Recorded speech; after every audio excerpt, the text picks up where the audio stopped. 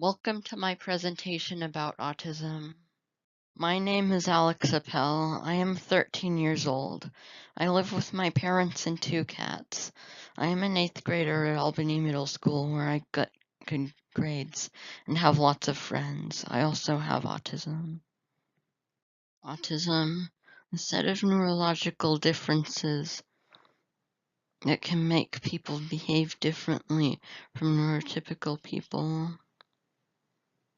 Autistic people are people with autism, and neurotypical people are people without autism. According to the Autism Society, autism is a spectrum condition that affects individuals differently and to varying degrees. Some of the challenges associated with autism include communication differences, social skills, repetitive behaviors, and special interests. Autistic people are all affected by these challenges in really different ways. And if you've met one autistic person, you can't assume that another autistic person is like them. If someone met me and knew that I was autistic without knowing that there's a whole spectrum, they would be wrong in thinking a stereotypical autistic person would be like me. There are many stereotypes about autism. Some are that all autistic people have special talents, like Rain Man. Some autistic people do, but most don't. That autistic people are mentally disabled. Like everyone, autistic people range from having intellectual disabilities to being very smart. That autistic people can't talk. This is true for some autistic people, but even then it's not a reflection of their intelligence. That most autistic people are male. This is actually true. Boys are 4.5 times more likely to be autistic than girls. But autistic people don't want friends. The likelihood of them wanting friends is the same as non-autistic people. But this stereotype is because of communication issues. More stereotypes include that autistic people don't feel empathy. It can just be difficult for them to show it. Some autistic people even get overwhelmed by the amount of empathy they feel. And autistic people are always stimming, doing repetitive behaviors such as flapping their hands, clearing their throats, rocking their bodies, picking at their fingernails. Most people only do stimming to help them cope with stressful situations. And autistic people can get stuck on things like behaviors, ideas, and special interests. This is true. Many autistic people are more sensitive to sounds, bright lights, smells, tactile feelings, temperature, texture, softness or hardness, etc., and tastes than neurotypical people. Some people seek the sensory input, while others avoid it. Some sensitivities might include loud noises, bright light or looking people in the eye, tags in clothing, rough or slippery textures being touched, the smell, flavor, or texture of food.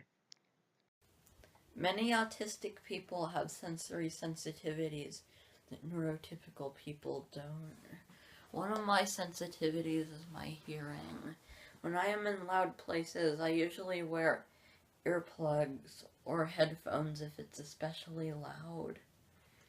I don't like the feeling of having my hair cut, so I have long hair. I also hate feeling water in my ears or on my face. When an autistic person's senses get overwhelmed, they might try to shut out the outside world or have a meltdown or tantrum. When I was little, I sometimes had tantrums, but now when I get overwhelmed, I just go to a quiet place. Many autistic people have special interests, which are things They can concentrate on more than neurotypical people would. Sometimes special interests end up becoming career.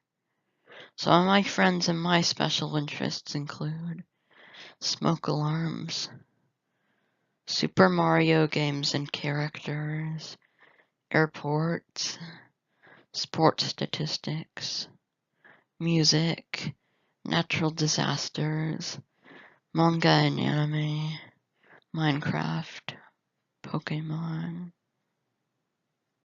When you meet an autistic person, don't expect them to look you in the eye. This may be overwhelming to them.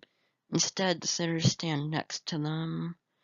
Don't assume they aren't listening to you even if they aren't looking at you. Don't touch an autistic person without asking them first. Don't try to stop them from stimming. Common stims include spinning, hand flapping, rocking, or fidgeting with small things. These behaviors help them to soothe themselves. Don't talk to them as if they're a baby or toddler, or dehumanize them when talking to them. When you meet an autistic person, you should assume that the autistic person is listening to you, even if it doesn't seem that way. After you say something, wait for them to respond. Count to 10. It may take them extra time to process what you said. If they seem overwhelmed, go to a quiet place with them. Ask them what they're interested in and try to find a common interest to talk about. Try to be more literal. It's harder for autistic people to understand figures of speech. Talk in your normal tone of voice. Try to be understanding. Thank you for listening to this presentation about autism. Please remember that autistic people are more similar to neurotypical people than they may seem. I hope that this will help you understand autistic people better and make it easier for you to talk to them. Sincerely,